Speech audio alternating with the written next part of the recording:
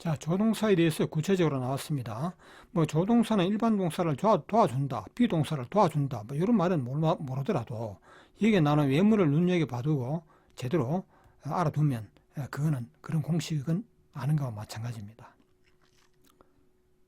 조동사는 비동사나 일반 동사를 도와주는 역할을 한다. 이런 말은 100번 외워도 소용이 없어요. 이러한 외문을 확실히 알지 못하면 아무런 소용이 없는 것입니다. 영어 공부는 항상 하나를 통하여 10가지, 100가지를 하는 그런 원리로 해야 됩니다. 그렇게 하지 않으면 안 돼요. 왜 그러냐 하면 알파벳 26개를 가지고 단어를 몇 개 만들 수 있는지 아세요? 뭐 100만 개요? 아닙니다. 100만 개보다 훨씬 넘습니다. 인류의 태초부터 인류의 종말이 올 때까지 알파벳 26개를 가지고 새로운 단어를 만들어도 더 끝없이 만들 수가 있어요. 그런데 단어 1000개, 2000개 단어를 가지고 문장을 만들면 몇 개 만들겠어요? 그 수는 끝이 없습니다. 그 많은 문장을 암기해서는 안 되고 이해를 해야 됩니다. 예. 이해만 한다고 되는 게 아니에요. 기본적인 것을 확실히 알아두면 나머지는 자동으로 한다는 사실, 너무나도 진리니까, 이 말은 진리니까 꼭 명심하시고 실천하시기 바랍니다. 여기는 조동사에 관한 기본 외문입니다. 기본 외문만 확실히 알아두면 그 나머지는 다 아는 거예요. 나머지 조동사에 대해서도 다 아는 거다, 이런 말입니다. 자, 여기는 우리말로 번역이 안 되어 있습니다. 궁금하면 그 아래를 보시면 돼요. 예, 방금 나왔던 조동사 외문 번역은 아래에 이렇게 있습니다. 이렇게 번역이 되어 있죠. 예, 또 이렇게 번역된 것을 영어로 말하는 연습, 쓰는 연습도 하셔야 되는 겁니다. 여기 번호 순서대로 되어 있습니다. 예, 번호 순서대로 이렇게 번역이 나오고 있죠. 이 말을 영어로 다시 옮길 때는 바로 위에 나왔던 말을 정답으로 참고하시면 되는 겁니다. 이 답이 안내가 되어 있죠. 186편에 번호대로 되어 있다고 친절하게 안내되어 있습니다. 자, 의문문, 부정문 만들기가 나왔습니다. 이거 굉장히 쉬운 건데도 끝까지 모르는 사람이 있어요. 대학교를 졸업할 때까지, 졸업하고 나서 또 영어 공부한다고 했지만 그래도 모르는 사람들이 있어요. 왜 그런지 아세요? 앞에서 공부했던 5가지 문장, 비동사, 조동사의 원리, 팔품사의 원리, 그것을 모르면 이런 문제는 아무리 설명드려도 안 돼요. 기본이 제대로 되어 있지 않은 사람, 대학생이라고 가정합시다. 그 사람에게 당신은 원숭이를 좋아합니까?를 영어로 말하시오 하니까 Are you like monkeys? Are you like monkeys? 이랍니다. 그게 아닌데 하니까 Are you liking monkeys? 또 이래요. Are you like monkeys는 어떤 뜻입니까? 너는 원숭이를 좋아하느냐가 아니고 단숭이는 원숭이 닮았어요, 이런 뜻이죠. 그래서 동사 하나 잘못 써버리면 엉뚱한 뜻이 되어버리고 말이 안 돼요. 여기에 나오는 문장 하나하나 무작정 외우는 것이 아니고 이 말을 왜 이렇게 사용한다, 이런 원리를 알자는 것입니다. 자, 그러면 의문문, 부정문 만드는 원리는 무엇인가? 비동사는 무엇이며 조동사가 무엇인지 알 때 여기에 나오는 설명을 알아들을 수 있는 거예요. 아시겠죠?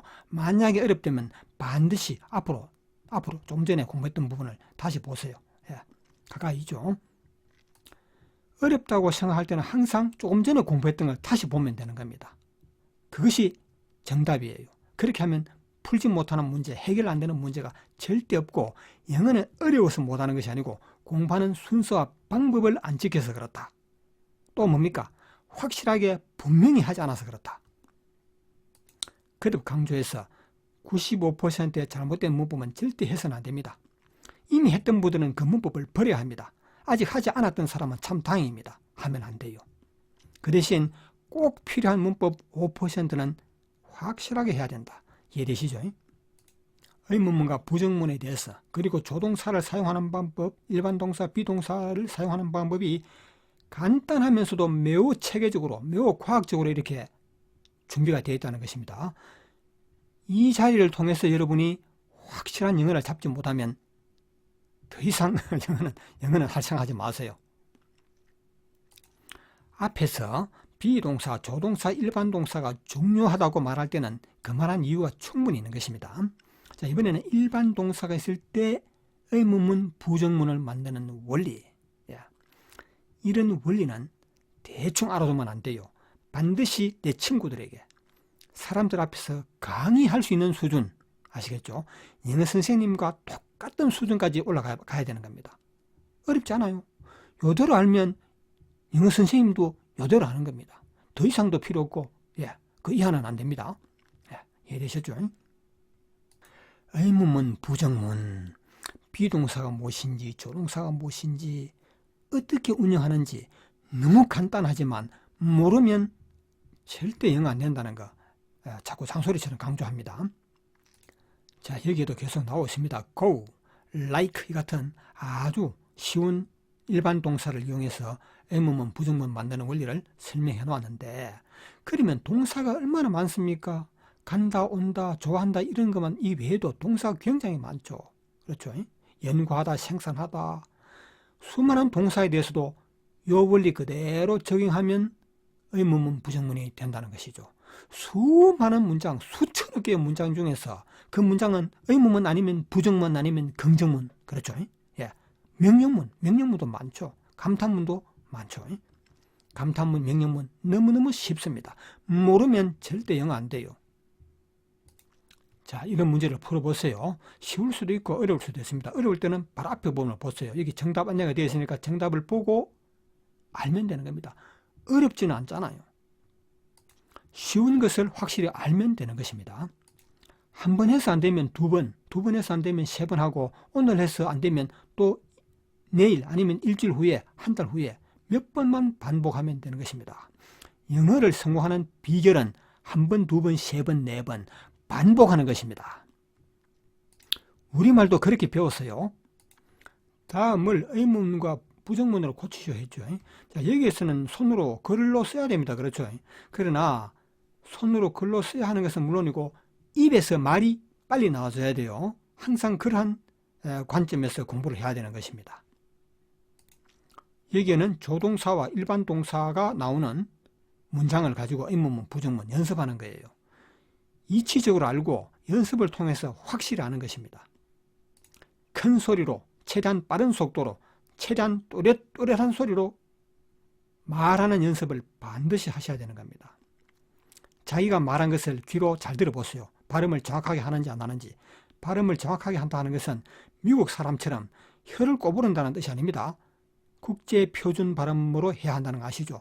국제 표준 발음을 하게 되면 혀 꼬부리는 소리는 나중에 저절로 된다는 것입니다. 혀 꼬부리는 소리부터 해버리면요, 나중에 발음 체계가 완전 무너져 버려요. 이런 사실을 잘 모르는 사람은 water 이렇게 말하면 잘못된 발음이라고 안 배우려고 그래요. water 하면 그거는 좋은 발음인 줄 알고 그거부터 배우려고 해요. 반기문 유엔 총장 여러분 연설하는 거 들어보셨어요? 영어로 유엔 국제적인 연설할 때 절대 혀 꼬부리지 않습니다. 자, 이런 문제를 푸는 것은 문제의 정답의 번호를 말하는 것도 아니고 하나의 단어를 말하는 것도 아니고 전체적으로 설명을 해야 됩니다. 그렇죠? 그것도 아주 빠른 속도로 설명할 수 있어야 돼요. 꾸물거리는, 아니 더듬거리는 그런 속도로 하면 모르는 겁니다. 영어에서 의문문과 부정문 만드는 방법, 원리를 말하시오 하면요, 조리 있게 정확하게 짧은 시간에 말을 할 수 있어야 되는 겁니다. 그래야 아는 것이죠. 게다가 충분한 연습을 통해서 의문문과 부정문은 생각할 겨를도 없이 입에서 바로 말이 나와줘야 돼요. 너는 가니? 영어로 너는 간다를 의문문으로 하라. 너는 가니? 바로 do you go라는 말이 바로 나와줘야 되지. go는 일반 동사고 그러니까 조동사 do를 이용해서 의문문을 만든다. 뭐 그런 거 생각할 경향이 없어요. 그거는 이론적으로 그렇다는 거예요.